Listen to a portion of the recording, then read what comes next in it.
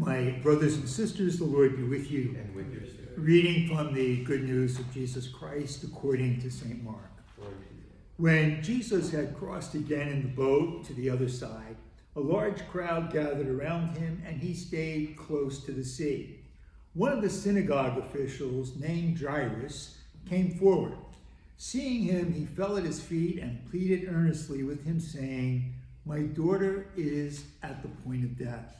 Please, come lay your hands on her, that she may get well and live."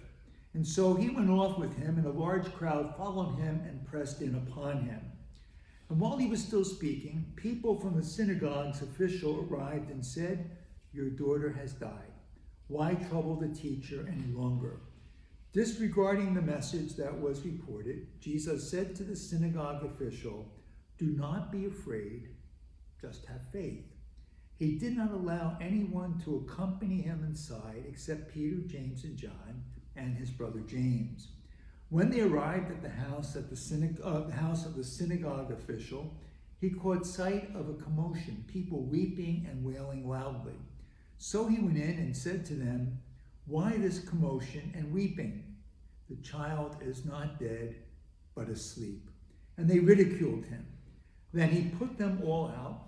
He took along the child's father and mother and those who were with him, and entered the room where the child was.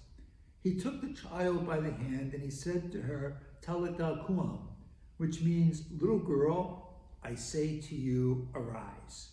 The girl, a child of 12, arose immediately and walked around. At that, they were utterly astounded. He gave strict orders not that no one should know this, and said that she should be given something to eat. The Gospel of the Lord. Praise you, Lord. And so, my brothers and sisters, what comes to mind as I read and reflected on this text is a museum outside of Philadelphia called the Please Touch Museum. And if you go into this museum, there's all these little signs that say, "Please touch, please touch, please touch." And it's very striking because usually the signs say, "Please don't touch, please don't come near this," especially in museums. Please don't touch. But this museum says, "Please touch." And this came to mind because in this COVID pandemic year that we're just coming out of, the message really has been, please do not touch. Do not touch anything. Don't touch a table, don't touch this, be careful of putting this down there. And I think that really most poignantly is don't touch each other. During this time, for example, in visiting hospitals and nursing homes in the height of the pandemic, you had to put on like a spacesuit almost, I felt like. So you were totally covered. And really, you didn't touch people. Even with anointing, you didn't go in and anoint the finger, you put a piece of cotton. And even here at the university, when it was Ash Wednesday, and this was true not just here, but in all of the churches, you wouldn't touch people on Ash Wednesday. So we used these little Q-tips to make little crosses with the ashes because you did not touch. So that has been the message of this past year. Do not touch. Do not touch. Now, it almost seems to me, quite frankly, that in fact, we are trying to get used to touching once again. And it is an adjustment because there's still an element of fear when it comes to touching. Now, we have a God who touches. We have a God who became human. We have a God, when he came down from the heavens, he didn't put on a spacesuit, all right? He came down exactly as a human, as one of us. And so the challenge for us now is, how do we learn to touch again? How do we learn to become human and interact in a way that gets back to normal, whatever that might mean? Now, in the second reading today, powerful words, is that Jesus is saying, in effect, he says to excel. And another way of translating that is strive for excellence. Now, you'll find, I venture to say, in every university and school throughout the country and probably throughout the world, we say that one of our goals is to strive for excellence. So everybody strives for excellence. And I thought long and hard about this. What does this mean? Now, from a gospel perspective, what we read is this: to be generous, to give all that we have, to give without reservation.